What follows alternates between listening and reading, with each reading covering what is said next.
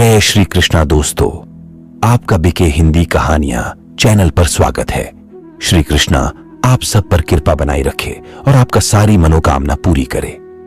अगर आप श्री कृष्णा की आदर्श को फॉलो करते हैं तो कमेंट में जय श्री कृष्णा जरूर लिखें और अपनी मनोकामना भी कमेंट में लिख सकते हैं। वीडियो शुरू करने से पहले आप चैनल पर नए हैं तो चैनल को सब्सक्राइब कर लीजिए और सभी कमेंट में जय श्री कृष्णा जरूर लिखें और वीडियो पूरा जरूर देखें। शुरू करते हैं। कृष्ण भगवान ने अर्जुन को महाभारत युद्ध के समय बताया था कि आने वाला कलयुग कैसा होगा और इस कलयुग में आगे क्या होगा। इस रोचक तथ्य के बारे में हर मनुष्य को जरूर जानना चाहिए। तो दर्शकों, वीडियो को ध्यान से और अंत तक जरूर सुने और सच्चे दिल से कमेंट में जय श्री राधे कृष्ण जरूर लिखें और भगवान श्री कृष्ण की अनमोल बातों को सुनने का सौभाग्य प्राप्त करने के लिए वीडियो को अंत तक पूरा जरूर देखें। तो जानते हैं, भगवान श्री कृष्ण की कलयुग की भविष्यवाणी पौराणिक ग्रंथों के अनुसार 4 युग होते हैं: सतयुग, त्रेता युग, द्वापर युग और कलयुग। कहते हैं कि कलयुग में पाप अपने चरम पर होगा। वर्तमान में कलिकाल अर्थात कलयुग चल रहा है। ग्रंथों में इस युग में क्या क्या होगा या घटेगा यह लिखा गया है। इस युग में जब कहीं भी प्रलय होगा तो सिर्फ हरि कीर्तन ही उसे से बचाएगा। सतयुग में धर्म के 4 पैर थे। सतयुग में मनुष्य की लंबाई 32 अर्थात लगभग 21 हाथ बताई गई है। इस युग में पाप तो ना के बराबर होते थे और पुण्य ही पुण्य होते थे। इस युग में राजा हरिश्चंद्र हुए थे। वह हरिश्चंद्र जिन्होंने सत्य के लिए खुद के परिवार का और अंत में खुद का बलिदान भी दे दिया था। त्रेता युग में धर्म के 3 पैर थे। इस युग में पाप थोड़ा बहुत होता था पर सतयुग से थोड़ा ज्यादा था और पुण्य भी सतयुग से थोड़ा कम होता था। इस युग में विष्णु का वामन और राम अवतार हुए थे। असुर राज बाली ने 3 पग में धरती दान कर दी, जबकि राक्षस राज रावण से सीता का अपहरण करने के बाद उन्हें छुआ तक नहीं। द्वापर युग में आधे मनुष्य पापी और आधे पुण्यात्मा थे। जितने पाप होते थे उतने ही पुण्य हो जाते थे। इस युग में महाभारत का युद्ध हुआ था। यह युद्ध धर्म का युद्ध था। कृष्ण ने धर्म की रक्षा की थी। अब कलिकाल यानी कि कल युग आया जिसमें धर्म का कोई नामो निशान नहीं है। धर्म पंगु बन गया है। इस युग में मनुष्य पाप अधिक करता है और पुण्य तो ना के बराबर करता है। लेकिन वर्तमान में देखा जा रहा है कि पुण्य कहीं बचा ही नहीं है। अब तो चारों तरफ पाप ही पाप नजर आता है। अगर कोई इंसान थोड़ा बहुत दान पुण्य करता है तो वह उसका भी प्रचार इस तरीके से करता है जैसे कि उसने पता नहीं कितना मोटा एहसान किया है। इस युग में गाय को पूजा नहीं जाएगा बल्कि अपमान किया जाएगा। इस युग में इतनी बीमारी आएगी कि जिनका कोई इलाज भी संभव नहीं होगा। कलयुग का कालखंड सबसे छोटा माना गया है और माना जाता है कि कलयुग में भगवान विष्णु का 10वां अवतार होगा जिसका नाम होगा कल की वर्तमान समय में कलयुग ही चल रहा है। विष्णु पुराण में कलयुग का वर्णन करते हुए कहा गया है कि कलयुग में पाप इतना अधिक होगा कि सृष्टि का संतुलन ही खो जाएगा। विष्णु पुराण में वर्णित एक घटना के अनुसार मुनि जनों और राशियों के साथ चर्चा करते हुए वेद व्यास जी कहते हैं, हे मुनिजन, सभी युगों में कलयुग ही सबसे श्रेष्ठ युग है, क्योंकि 10 वर्ष में जितना व्रत और तप करके कोई मनुष्य सतयुग में पुण्य प्राप्त करता है, त्रेता युग में वही पुण्य 1 साल के तप द्वारा प्राप्त किया जा सकता है। ठीक इसी प्रकार उतना ही पुण्य द्वापर युग में 1 महीने के तप से प्राप्त किया जा सकता है। तो कलयुग में इतना ही बड़ा पुण्य मात्र 1 दिन के तप से प्राप्त किया जा सकता है। इस तरह व्रत और तप के फल की प्राप्ति के लिए कलयुग ही सबसे श्रेष्ठ समय है। आप जानते हैं कि कलयुग का वर्णन कृष्ण की नजर में कैसा है। कलयुग का वर्णन करते हुए श्री कृष्ण कहते हैं कि कलयुग में ऐसे लोगों का राज्य होगा जो दोनों ओर से शोषण करेंगे, बोलेंगे कुछ और करेंगे कुछ, मन में कुछ और करने में कुछ, और ऐसे ही लोगों का राज्य होगा।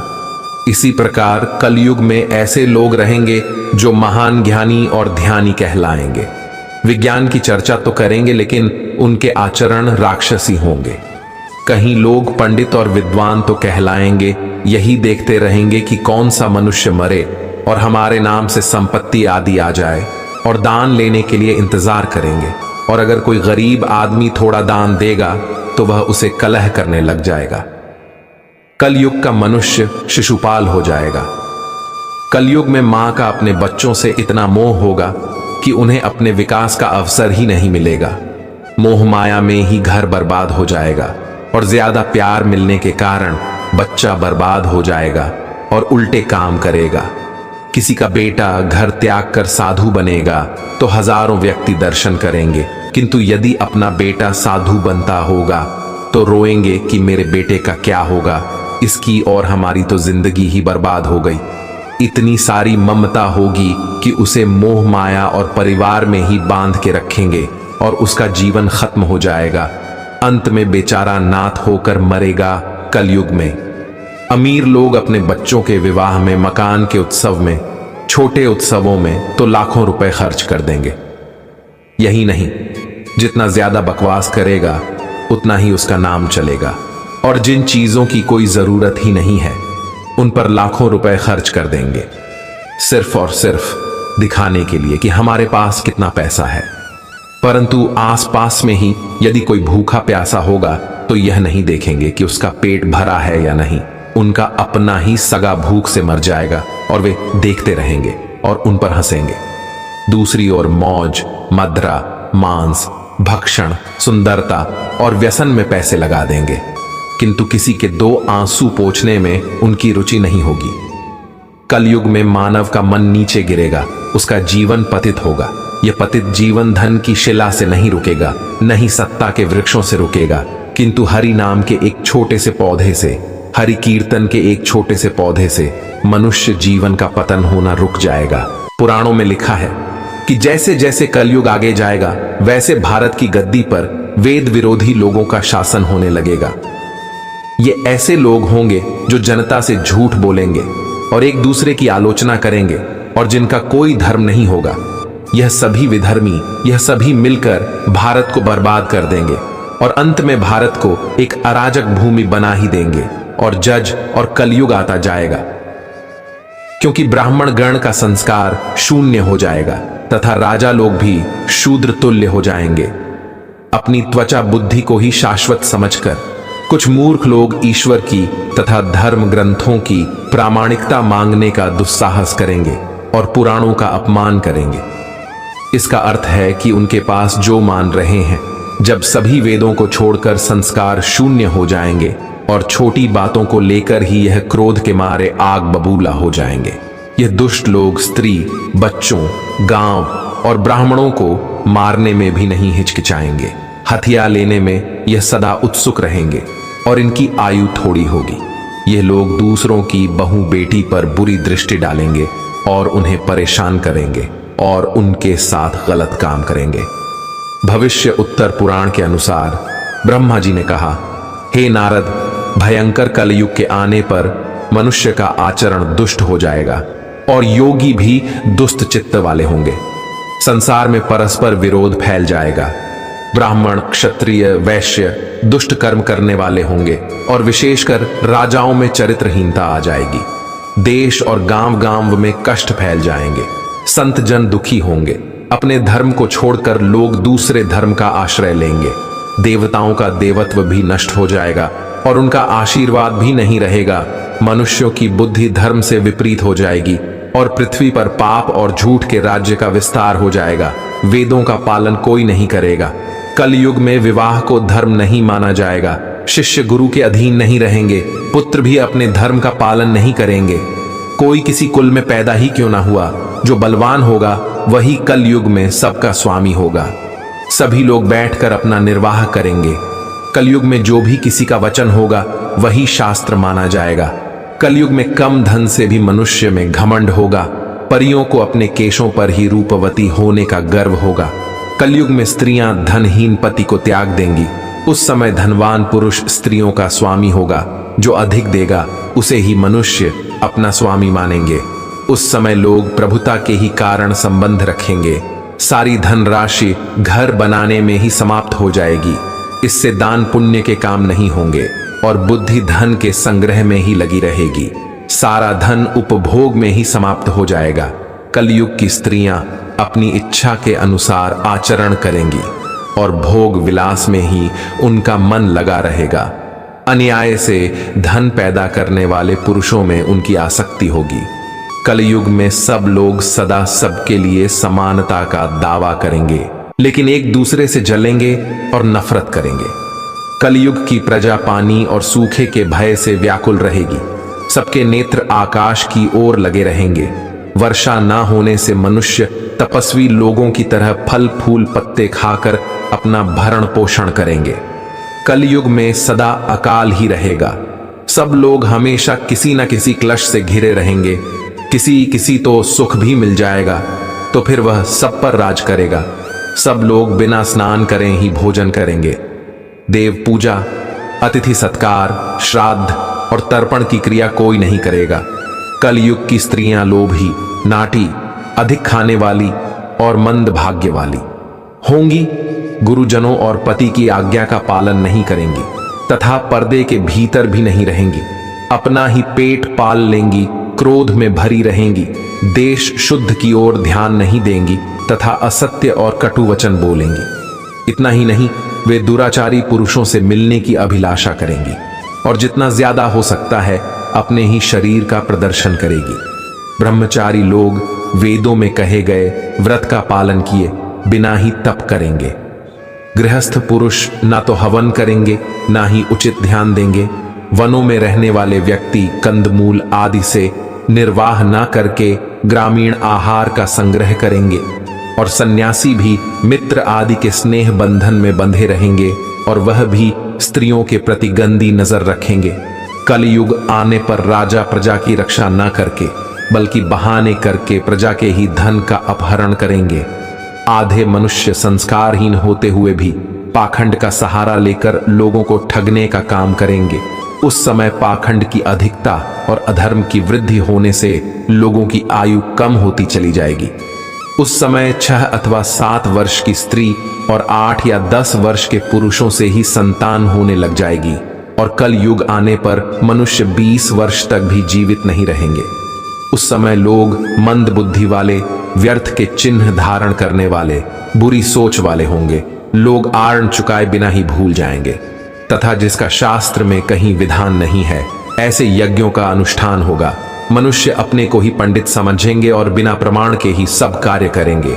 तारों की ज्योति फीकी हो जाएगी, 10 दिशाएं विपरीत होंगी। पुत्र पिता को तथा बहुएं सास को काम करने को कहेंगी। अपने माता पिता को घर से बाहर निकाल देंगे और उनका अपमान करेंगे। कलयुग में समय के साथ साथ मनुष्य वर्तमान पर विश्वास करने वाले, शास्त्र ज्ञान से रहित भी और अज्ञानी होंगे। कलयुग के अंत के समय बहुत ही भयंकर युद्ध होंगे। भारी वर्षा, प्रचंड आंधी और जोरों की गर्मी से लोग बेहाल हो जाएंगे। लोग खेती काट लेंगे, कपड़े चुरा लेंगे, पानी पीने का सामान और बेटियां भी चुरा ले जाएंगे। चोर अपने ही जैसे चोरों की संपत्ति चुराने लगे। हथियारों की भी हत्या होने लगेगी। चोरों से चोरों का नाश हो जाने के कारण जनता का कल्याण भी होगा। बाद में मनुष्य की आयु अधिक से अधिक 30 वर्ष की होगी। मनुष्य की औसत आयु 20 वर्ष ही रह जाएगी। 10 वर्ष की उम्र में स्त्री गर्भवती हो जाएगी। 16 वर्ष में लोग वृद्ध हो जाएंगे और 20 वर्ष में मृत्यु को प्राप्त हो जाएंगे। कलयुग में ऐसा समय भी आएगा जब इंसान की उम्र बहुत कम रह जाएगी। युवावस्था समाप्त हो जाएगी। कलयुग के प्रभाव से प्राणियों के शरीर छोटे छोटे क्षीण और रोगग्रस्त होने लगेंगे।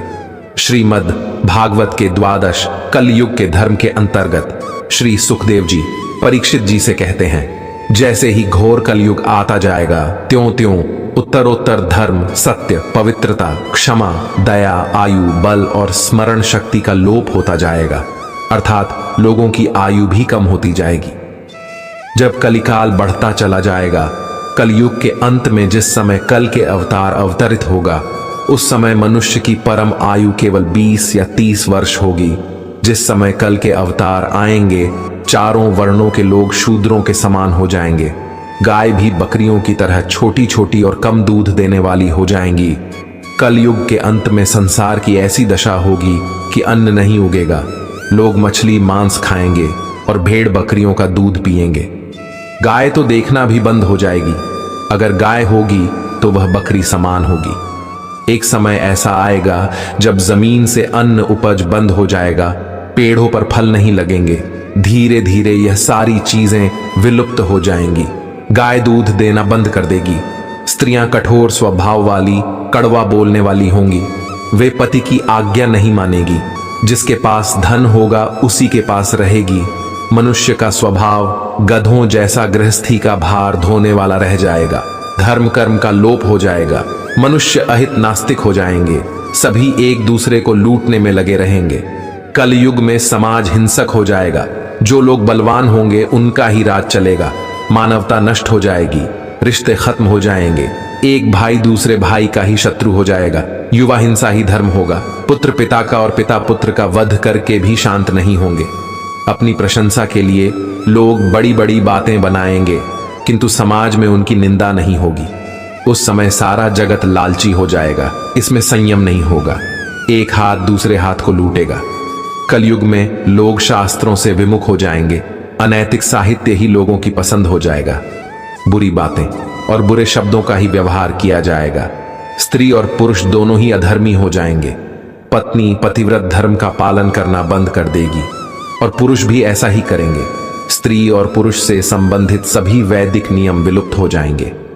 अंत में इस घोर कलिकाल से बचने का एकमात्र तरीका यह है कि व्यक्ति को वेदों की ओर लौट आना चाहिए और हर समय हरि कीर्तन करके खुद को सुरक्षित रखना चाहिए। जो व्यक्ति धर्म से विमुख होकर रहेगा वह कहीं भी कभी भी अकाल मौत को प्राप्त होगा या हर समय दुखी और संकटों से ही घिरा रहेगा।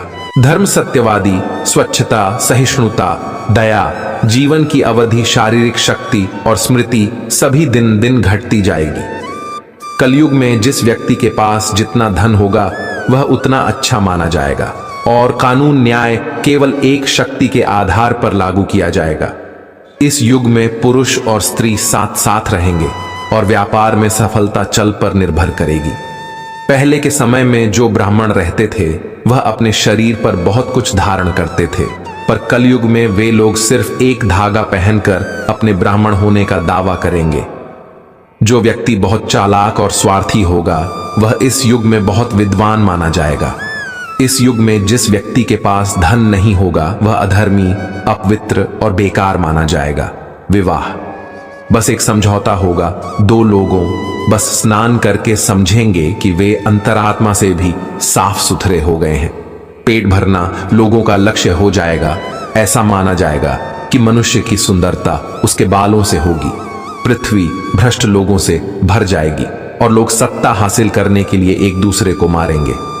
अकाल और अत्यधिक भूखमरी द्वारा परेशान लोग पत्ते, झाड़, मांस, जंगली शहद, फल फूल और बीज खाने को मजबूर हो जाएंगे।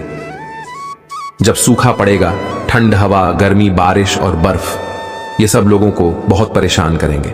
श्री कृष्ण ने कहा था ऐसा होगा कलयुग। सतयुग में शिव, त्रेता में राम, द्वापर में श्री कृष्ण और कलिकाल में भगवान बुद्ध हिंदू धर्म के केंद्र में है। लेकिन श्री कृष्ण ने धर्म को भूत, वर्तमान और भविष्य का धर्म बताया गया है। श्री कृष्ण का जीवन ही हर तरह से शिक्षा देने वाला है। महाभारत और गीता विश्व की अनुपम कृति है। महाभारत हिंदुओं का ही नहीं समस्त मानव जाति का ग्रंथ है। इससे प्रत्येक मानव को एक अच्छी शिक्षा और मार्ग मिल सकता है। प्रत्येक मनुष्य को इसे पढ़ना चाहिए, सुनना चाहिए।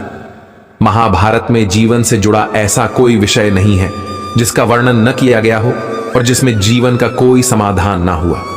महाभारत में देश, धर्म, न्याय, राजनीति, समाज, योग, युद्ध, परिवार, ज्ञान, विज्ञान, अध्यात्म, तकनीकी आदि समस्त विषयों का वर्णन मिलेगा। वर्तमान युग में महाभारत की एक कहानी से आज का मानव बहुत कुछ सीख ले सकता है। यह बात उस वक्त की है जब पांचों पांडवों को वनवास हो गया था। वनवास जाने से पूर्व पांडवों ने भगवान श्री कृष्ण से कहा कि श्री कृष्ण, अभी यह द्वापर का अंत काल चल रहा है, आप हमें बताइए कि आने वाले कलयुग में कलिकाल की चाल गति क्या होगी, कैसी होगी। कृष्ण कहते हैं, तुम पांचों भाई वन में जाओ और जो कुछ भी दिखे वह आकर मुझे बताओ, मैं तुम्हें उसका प्रभाव बताऊंगा। पांचों भाई वन में चले गए। वन में उन्होंने जो देखा उसको देखकर आश्चर्यचकित रह गए। आखिर उन्होंने वन में क्या देखा और श्री कृष्ण ने क्या जवाब दिया, यह एक रोचक बात है। इसे पूरा जरूर सुनो। पांचों भाई जब वन में रहने लगे तो एक बार चारों भाई अलग अलग दिशाओं में वन भ्रमण को निकले। युधिष्ठिर भ्रमण पर थे तो उन्होंने एक जगह पर देखा कि किसी हाथी की 2 सूंड हैं। यह देखकर युधिष्ठिर के आश्चर्य का ठिकाना नहीं रहा। अर्जुन दूसरी दिशा में भ्रमण पर थे। कुछ दूर जंगल में जाने पर उन्होंने जो देखा उसे देखकर वह भी आश्चर्य में पड़ गए। उन्होंने देखा कि कोई पक्षी है, उसके पंखों पर वेद की बातें लिखी हुई हैं, पर वह पक्षी मुर्दे का मांस खा रहा है। दोनों भाइयों की तरह भीम भी भ्रमण पर थे। भीम ने जो देखा वह भी आश्चर्यजनक था। उन्होंने देखा कि गाय ने बछड़े को जन्म दिया है। जन्म के बाद वह बछड़े को इतना चोट लगी है कि बछड़ा लहू लहान हो गया। सहदेव जब भ्रमण पर थे तो उन्होंने चौथा आश्चर्य देखा कि 6 कुएं हैं और आसपास कुओं में पानी है, किंतु बीच का कुआं खाली है, बीच का कुआं गहरा है, फिर भी पानी नहीं है। उन्हें यह देखकर आश्चर्य हुआ कि ऐसा कैसे हो सकता है। बान नकुल भी भ्रमण पर थे और उन्होंने भी एक आश्चर्यजनक घटना देखी। नकुल ने देखा कि एक पहाड़ के ऊपर से एक बड़ी सी शिला गिरती हुई आती है और कितने ही वृक्षों से टकराकर उनको नीचे गिराते हुए आगे चली जाती है। विशालकाय वृक्ष भी उसे रोक ना सके। इसके अलावा वह शिला कितनी ही अन्य शिलाओं के साथ टकराई, पर फिर भी वह रुकी नहीं। अंत में एक अत्यंत छोटे पौधे का स्पर्श होते ही वह स्थिर हो गई। पांचों भाइयों ने अपने देखे गए दृश्य की चर्चा की और शाम को श्री कृष्ण को अपने अनुभव सुनाए। सबसे पहले युधिष्ठिर ने कहा कि मैंने तो पहली बार 2 सूंड वाला हाथी देखा। यह मेरे लिए बहुत ही आश्चर्यजनक था। तब श्री कृष्ण कहते हैं, हे धर्मराज, अब तुम कलिकाल की सुनो। कलयुग में ऐसे लोगों का राज्य होगा जो दोनों ओर से शोषण करेंगे, बोलेंगे कुछ और करेंगे कुछ, मन में कुछ और कर्म में कुछ। ऐसे ही लोगों का राज्य होगा। इससे तुम पहले राज्य कर लो। युधिष्ठिर के बाद अर्जुन ने कहा कि मैंने जो देखा वह तो इससे भी कहीं ज्यादा आश्चर्यजनक था। मैंने देखा कि एक पक्षी के पंखों पर वेद की रचनाएं लिखी हुई है और वह पक्षी मुर्दे का मांस खा रहा है। तब श्री कृष्ण कहते हैं कि इसी प्रकार कलयुग में ऐसे लोग रहेंगे जो बड़े ज्ञानी और ध्यानी कहलाएंगे। विज्ञान की चर्चा तो करेंगे लेकिन उनके आचरण राक्षसी होंगे। वे पंडित और विद्वान कहलाएंगे किंतु वे यही देखते रहेंगे कि कौन सा मनुष्य मरे और हमारे नाम से संपत्ति कर जाए। श्री कृष्ण ने कहा, अर्जुन, संस्था के व्यक्ति विचार करेंगे कि कौन सा मनुष्य मरे और संस्था हमारे नाम से हो जाए। हर जाति धर्म के लोग प्रमुख पद पर बैठे विचार करेंगे कि कब किसका श्राद्ध हो, कौन कब किस पद से हटे और हम उस पर बैठ जाए। चाहे कितने भी अमीर लोग होंगे किंतु उनकी दृष्टि तो धन और पद के ऊपर ही रहेंगी। ऐसे लोगों की बहुतायत होगी। अर्जुन के सवाल के जवाब के बाद भीम ने अपना अनुभव सुनाया। भीम ने कहा कि मैंने देखा कि गाय अपने बछड़े को इतना छाट है कि बछड़ा लहू लुहान हो जाता है। तब श्री कृष्ण कहते हैं, कलयुग का मनुष्य शिशुपाल हो जाएगा। कलयुग में मां बालकों से ममता के कारण इतना मोह करेगी कि उन्हें अपने विकास का अवसर ही नहीं मिलेगा। घर बर्बाद हो जाएगा। किसी का बेटा घर छोड़कर साधु बनेगा तो हजारों व्यक्ति दर्शन करेंगे, किंतु यदि अपना बेटा साधु बनता होगा तो रोएंगे कि मेरे बेटे का क्या होगा। इतनी सारी ममता होगी कि उसे मोह माया और परिवार में ही बांध कर रखेंगे और उसका जीवन वहीं खत्म हो जाएगा। अंत में बेचारा अनाथ होकर मरेगा। वास्तव में वे बेटे तुम्हारे नहीं हैं, वे तो बहुओं की अमानत है और कन्या जमाई की अमानत है, और तुम्हारा यह शरीर मृत्यु की अमानत है। तुम्हारी आत्मा परमात्मा की अमानत है। तुम अपने शाश्वत संबंध को जान लो। बस। भीम के बाद सहदेव ने पूछा, हे श्री कृष्ण, मैंने जो देखा उसका क्या मतलब है? मैंने ये देखा कि 5 सात भरे के बीच का कुआं एकदम खाली है, जबकि ऐसा कैसे संभव हो सकता है। तब श्री कृष्ण कहते हैं, कलयुग में लोग अपने बच्चों के विवाह में, मकान के उत्सव में, छोटे बड़े उत्सवों में तो लाखों रुपए खर्च कर देंगे, परंतु आसपास में ही यदि कोई भूखा प्यासा होगा तो यह नहीं देखेंगे कि उसका पेट भरा है या नहीं। उनका अपना ही सगा भूख से मर जाएगा और वे देखते रहेंगे। दूसरी ओर मौज, मदिरा, मांस, सुंदरता और व्यसन में पैसे लगा देंगे, किंतु किसी के 2 आंसू पोंछने में उनकी रुचि ना होगी। कहने का तात्पर्य यह कि कलयुग में अन्न के भंडार होंगे, लेकिन लोग भूख से मरेंगे। सामने महलों बंगलों में ऐशो आराम चल रहे होंगे, लेकिन पास में आदमी भूख से मर जाएगा। एक ही जगह पर असमानता अपने चरम पर होगी। सहदेव के बाद नकुल ने श्री कृष्ण को बताया कि मैंने भी एक आश्चर्य देखा। एक कि बड़ी सी चट्टान नीचे गिर रही थी, उससे वृक्ष और चट्टानें भी रोक ना पाई, किंतु एक छोटे से पौधे से टकराते ही वह चट्टान रुक गई। तब श्री कृष्ण ने कहा, कल युग में मानव का मन नीचे गिरेगा, उसका जीवन पथ होगा।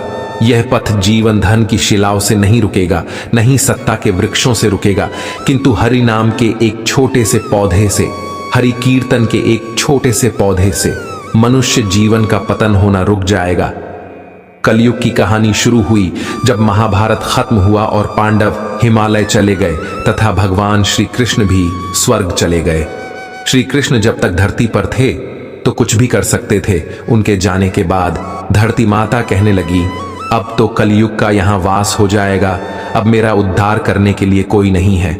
सतयुग, त्रेतायुग, द्वापर युग में तो भगवान ने अवतार लेकर बुराई का अंत किया था।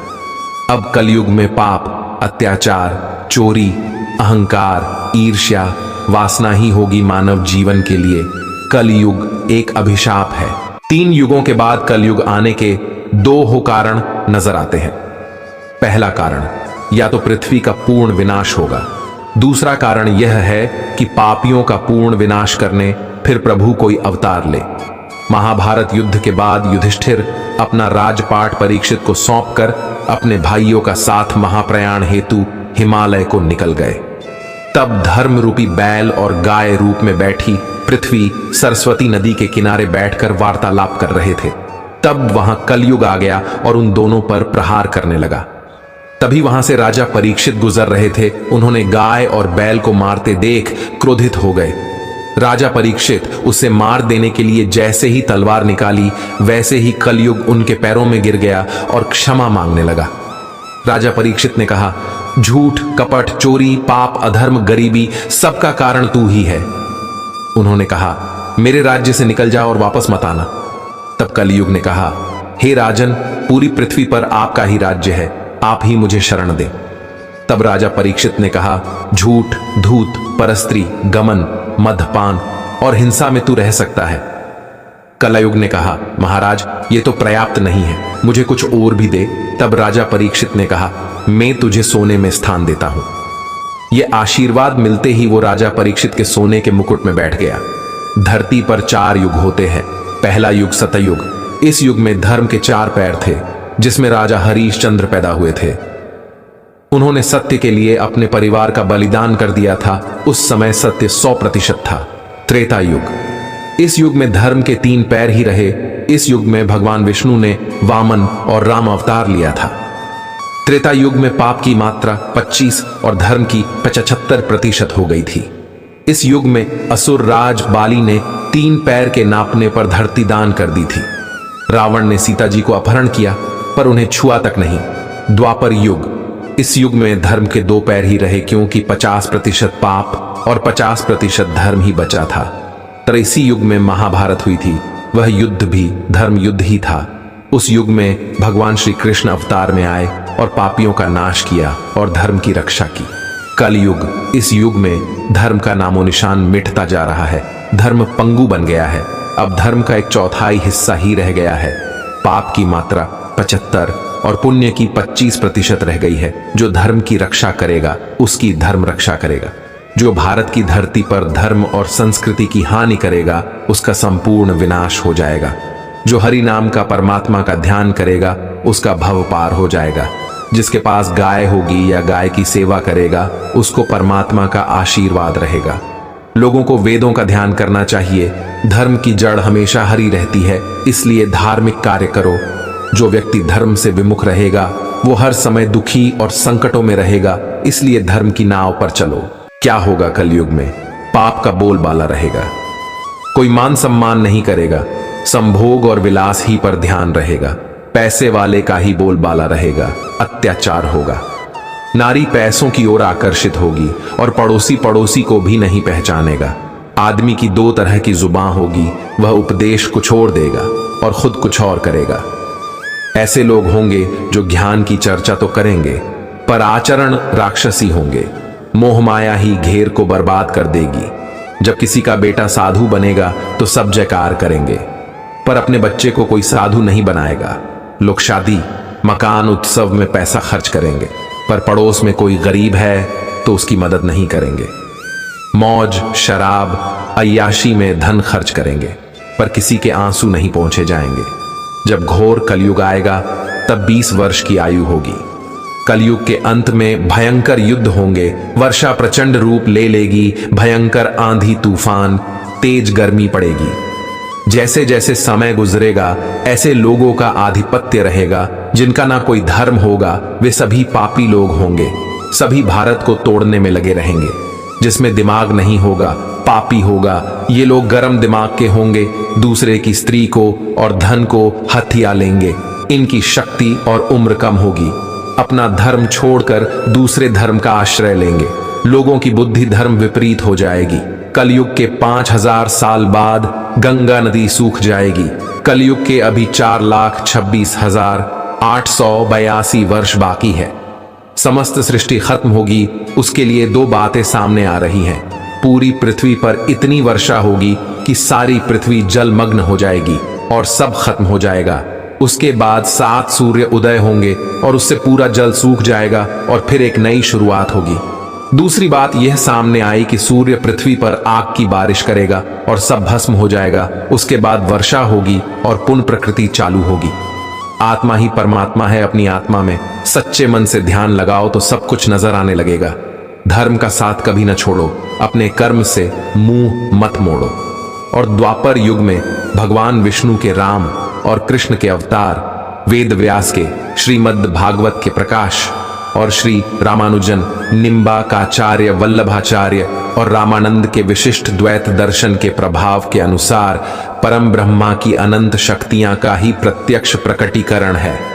पद्म पुराण, अध्यात्म रामायण और रामचरितमानस के राम के धाम में और गोलोक में निवास करते श्री कृष्ण की भांति अनंत काल तक विहार करते हैं। गोस्वामी तुलसीदास के रामचरितमानस के अनुसार ब्रह्मा और शिव के नेतृत्व में सभी देवता भगवान विष्णु को अवतार लेने की प्रार्थना करने के लिए ना तो बैकुंठ गए और ना ही क्षीर सागर, किंतु राम को सूक्ष्म अग्नि की तरह उपस्थित होने के लिए जैसी भगवान शिव द्वारा सलाह दी गई है, जहां थे वहीं से उन्होंने प्रार्थना की और उनके अवतार के बारे में भगवान का उन्हें आश्वासन मिला।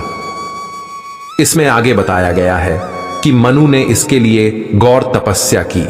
ब्रह्मा, विष्णु और शिव ने उनसे बार बार संपर्क किया गया, किंतु दंपति ने जोर देकर यही कहा कि वे चाहते हैं कि परम ब्रह्मा स्वयं प्रकट होकर उन्हें आशीर्वाद दें।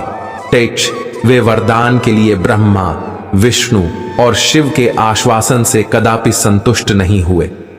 वे चाहते थे कि जो स्वरूप शिव के हृदय में बसता है, जिसके बारे में महारोगियों का ध्यान रहता है और जो भूसुंडी की अंतरात्मा की भक्ति के महासागर में हंस की तरह तैरता है, ज्ञान, योग और भक्ति तीनों के रूप में स्वयं होकर वे आशीर्वाद के लिए ही वे तपस्या कर रहे हैं। इसी तरह श्रीमद् भागवत में भी भगवान कृष्ण में वेद व्यास ठीक आरंभ में ही संसार के नयनतापूर्ण ब्रह्मा के पूर्ण सत्य का पता लगाने के लिए प्रतिज्ञा करते हुए कहते हैं, इस प्रकार राम तुलसीदास के लिए मात्र पुराणों के भगवान विष्णु के अवतार नहीं है और ना ही वेद व्यास के लिए कृष्ण ईश्वर कृष्ण है। इस दर्शन पर प्रकाश डालने के लिए तुलसीदास ने आगे अनेक इतिवृत्त समेटे हैं। उनके अनुसार जिस समय राम रावण द्वारा सीता के अपहरण पर विलाप कर रहे थे, उस समय अगस्त्य के आश्रम से लौटते समय शिव और सती उस स्थान से होकर गुजरे। सती राम के विलाप को एक सामान्य मनुष्य की तरह ही देखकर विस्मित हुई और उन्हें कभी सर्वोच्च देवता के रूप में स्वीकार करने के लिए तैयार नहीं होते हैं। उन्होंने भी राम की शक्ति के संबंध में परीक्षा करने का निर्णय किया और उन्हें आश्चर्यचकित करने के लिए सीता का रूप ले लिया। इसने भगवान शिव को इस सीमा तक शुद्ध कर दिया कि जब तक वे पार्वती के रूप में एक बार फिर से जन्म नहीं ले लेती हैं, वे तब तक के लिए उनका त्याग कर देते हैं। इस प्रकार श्रीमद् भागवत और राम का केंद्र विषय मुख्यतः इस संदेह का ही निवारण है कि वे मात्र विष्णु के अवतार हैं। भारतीय दार्शनिक दृष्टि के भगवान तीन प्रकार के हैं: निर्गुण निराकर यानी वेदांत उपासना का अव्यक्त ब्रह्मा, निर्गुण साकार यानी सांख्य और योग दर्शन का, ईश्वर सगुण साकार यानी परम ब्रह्म परमेश्वर का लोक अवतार। पहली श्रेणी का ईश्वर किसी को प्रत्यक्ष उपलब्ध नहीं है। वेदांत के अनुसार वह अपनी माया से ही ईश्वर, जीव और संसार के रूप में प्रकट होता है। उसकी माया का सात्विक पक्ष ईश्वर, राजिक पक्ष जीव और तामसिक पक्ष अचेतन जगत की रचना करता है। सामान्य बोध के लिए यह कहा जा सकता है वह अंतरिक्ष की तरह परम व्यापक, अनादि और अनंत है।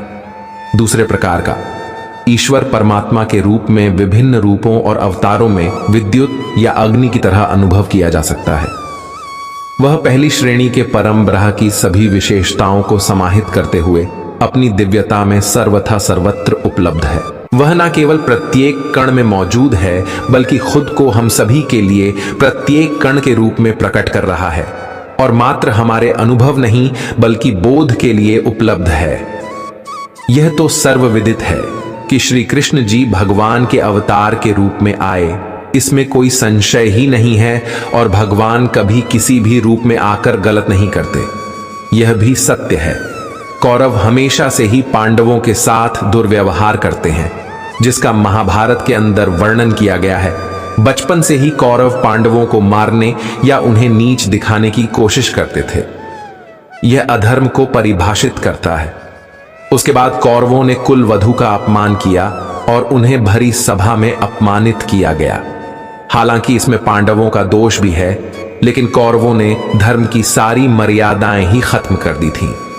भगवान के प्रस्ताव को भी ठुकरा दिया था। राजा अपने पुत्र मोह में उस कदर पड़ गया था कि नेत्रहीन होने के साथ साथ उसकी बुद्धि भी भ्रष्ट हो गई थी। संजय, जय विदुर पितामह भीषण इस युद्ध का परिणाम जानते थे और उन्होंने युद्ध ना हो इसका प्रयास भी किया, लेकिन कौरवों को अपनी शक्ति पर अभिमान था। यदि कौरव जीत जाते तो आप अनुमान लगा सकते हैं, जो अपने परिवार की सबसे बड़ी बहू अर्थात अपने बड़े भाई की पत्नी का सम्मान नहीं कर सकता, वह राजा बनने और अपना कोई दुश्मन शेष ना होने के बाद जनता को क्या समझता और कितना जुल्म करता, यह आप सहज ही समझ सकते हैं। कौरवों के जीवित रहने का मतलब होता अधर्म का जीवित रहना, और भगवान ने कौरवों को मारने के लिए अवतार नहीं लिया था, बल्कि उन्होंने अधर्म को मारने के लिए अवतार लिया था। यदि भगवान ने अधर्म की जगह सिर्फ कौरवों को मारने के लिए अवतार लिया होता तो कंस, जरासंध, शिशुपाल ये सभी अधर्मी जीवित बच जाते और धर्म की स्थापना हो ही नहीं पाती। महाभारत युद्ध के बाद पांडवों ने धर्म की नीति पर कार्य किया और भगवान द्वारा दिखाए गए धर्म के मार्ग पर आगे बढ़े और जब तक जीवित रहे धर्म को जीवित रखा। अंत में इस घोर कलिकाल से बचने का एकमात्र तरीका यह है कि व्यक्ति को वेदों की ओर लौट आना चाहिए और हर समय हरि कीर्तन करके खुद को सुरक्षित रखना चाहिए। जो व्यक्ति धर्म से विमुख होकर रहेगा वह कहीं भी कभी भी अकाल मौत को प्राप्त होगा या हर समय दुखी और संकटों से ही घिरा रहेगा। प्रिय मित्रों, इस कल युग से अगर आप बचना चाहते हैं तो गलत लोगों के साथ दूरियां बनाए रखें और भजन कीर्तन करते रहिए एवं भागवत गीता के पाठ अवश्य करें। आप ईश्वर की पूजा आराधना में लगे रहिए। इससे आपके जो भी बुरे कर्म के फल रहेंगे वह भी समाप्त हो जाएंगे और आने वाले समय में इस कल युग से आपको मुक्ति मिलेगी।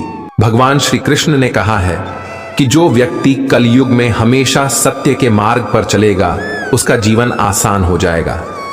श्री कृष्ण की बताई गई इन 4 अहम बातों पर चलना कलयुग के इंसानों के लिए थोड़ा मुश्किल जरूर है, लेकिन जो व्यक्ति इन 4 बातों का पालन करेगा उसका जीवन बेहद आसान हो जाएगा।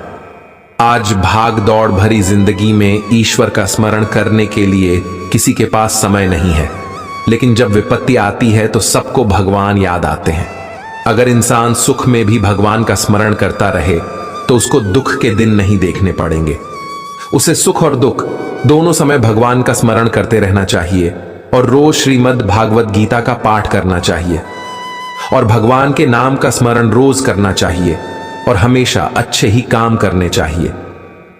तो प्रिय दर्शकों, उम्मीद करता हूं कि आपको यह वीडियो पसंद आया होगा और आप हमारे चैनल पर नए हो तो वीडियो को लाइक एंड चैनल को सब्सक्राइब जरूर करें और कमेंट में जय श्री राधे कृष्णा जरूर लिखें।